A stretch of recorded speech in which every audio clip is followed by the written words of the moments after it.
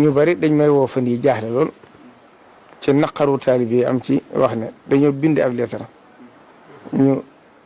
lu jëm ci ay gan ñuy jóge bitim réew di ñëw dëgg la nag daanañ ko def waaye lettre ba man mosuma ko bind mosuma bindu lettre màggal gi itam lettre bi ci jëm ci nguur gi benn lettre la mooy bi ñu yónnee ministère des Affaires étrangères pour ambassadeur yi Cheikh Mamadou Mountakha signé ko maa ko joxe man mii ci sama loxo la jaar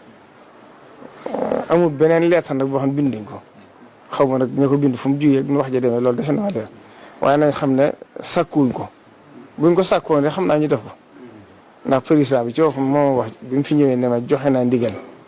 lépp lu jugee ci yéen nañ ko bàyyi mu jàll waaye lettre bi nag daa bëgg ñëpp xam ne jugoo ci suñ jugoo ci man te man maa jiite liggéey bi kon loolu moom na leer àdduna sépp ñoo xam ne binduñu lettre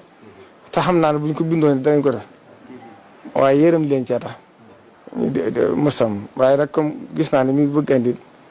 ñu bari indi tension ci biir waaye ma xamal leen amut